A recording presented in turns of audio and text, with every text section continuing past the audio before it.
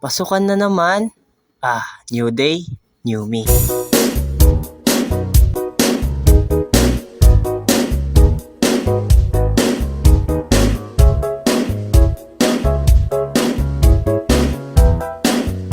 Ako si Pulag Nabo, hindi Simon, pero tamad din ako at may pangarap. Mahilig ako magalaw-galaw at mahilig din ako mag-taekwondo. Ini-enjoy ko lang ang buhay ko. Masaya ako sa lahat ng ginagawa ko. Tamang aral lang kahit di ako nakikinig.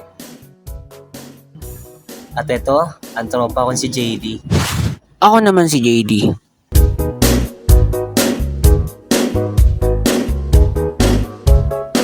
Mahilig akong kumanta, sumayaw, at makinig sa music.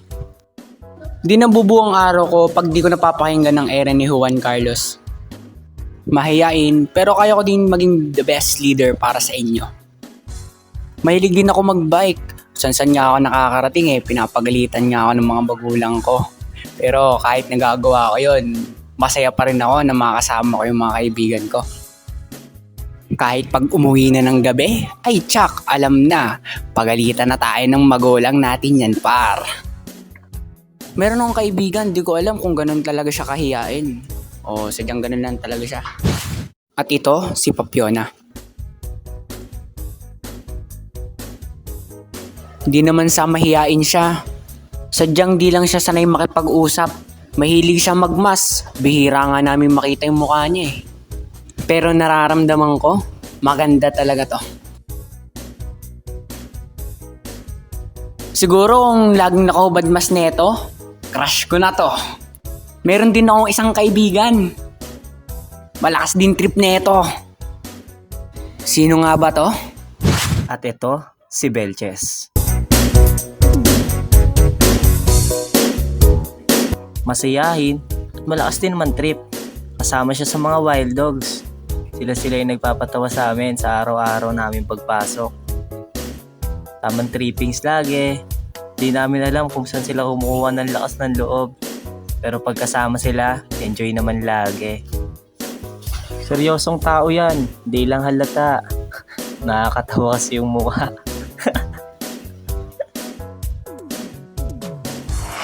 Pero sa school lang yon, iba pa rin pag magkakaiwalay na kami. Kahit anong enjoy ko sa buhay, napapagod din ako. Minsan, hindi ko alam kung paano ba, saan ba ako magsisimula uli. Gigising ng umaga, isipin mo, umaga na naman uli. Babangon na naman, mag-aasikaso, papasok, uuwi. Parang wala nang bago. Pero buti na lang, may alam akong paraan. Pag nai-stress na ako, alam na. Exercise na naman.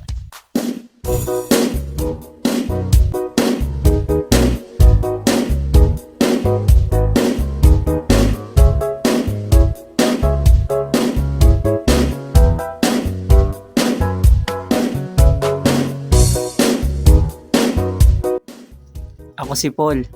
At pag nai-stress ako, gumagalaw-galaw ako. Hindi naman sa may ADHD ako. Pero to, nai-enjoy ko to.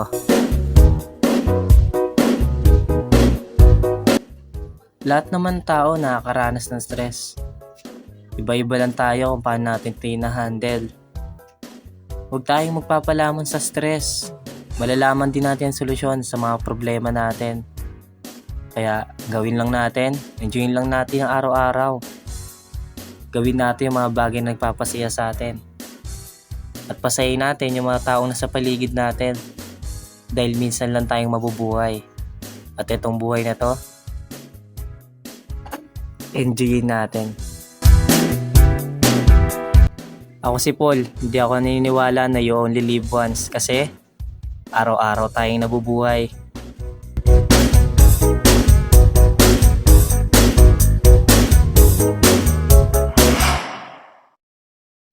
Sobrang mahiyain nito.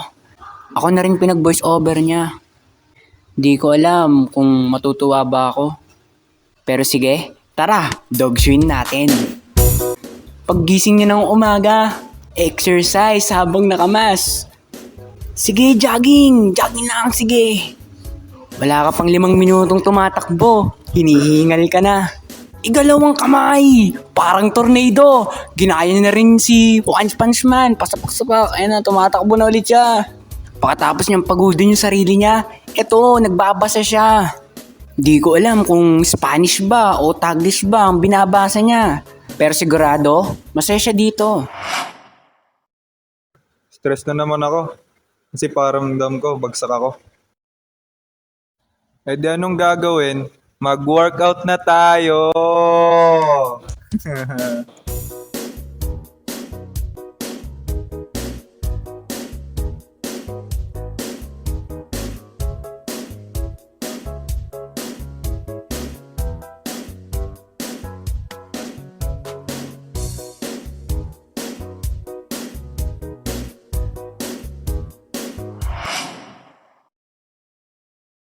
Ay, umaga na naman.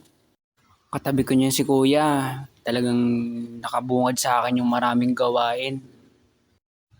Tatayo muna ako, sabay aayusin ko yung sarili ko. Marami mang dalang problema, pero lalabanan natin itong mga to. Sa school, sa bahay, kahit sa paligid, talagang nai-stress ako. Sinisimulan ko yung araw ko sa paghuhugas ng aking mga muka dahil talagang dumadami na yung tagyawat ko eh. Siyempre kahit may dala tayong maraming problema, kailangan natin aligahan yung sarili natin.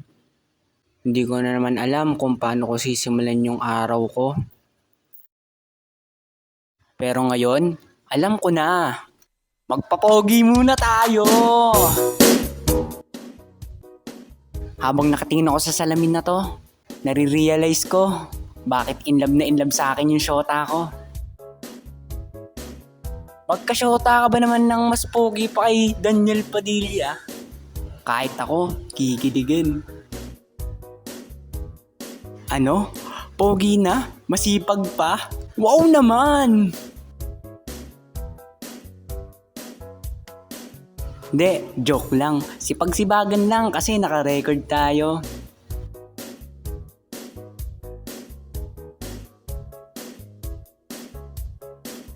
Magaling ako magsampay. Gusto mo, sampay ko din yung damit mo.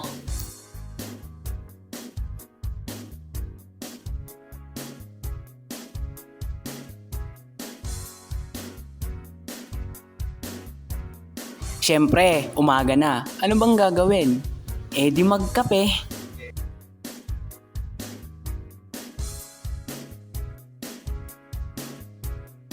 Siyempre, habang nagkakape, tanggal stress muna.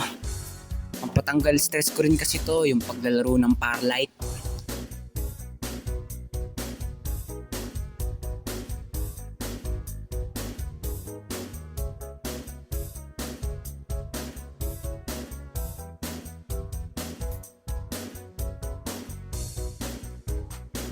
Pero hindi naman buong araw, maglalaro ako ng maglalaro.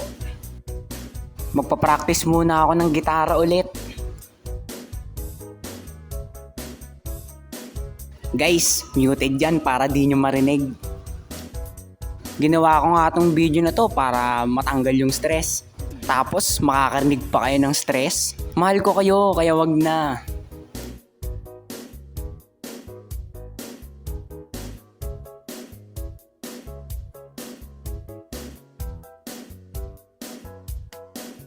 Kahit anong stress natin sa buhay, hanapin pa rin natin yung mga magagandang bagay na ginagawa natin sa araw-araw. Tao tayong lahat napapagod, pero di dapat tayo sumuko. Pero kahit ganon, masaya pa rin kami. Woo!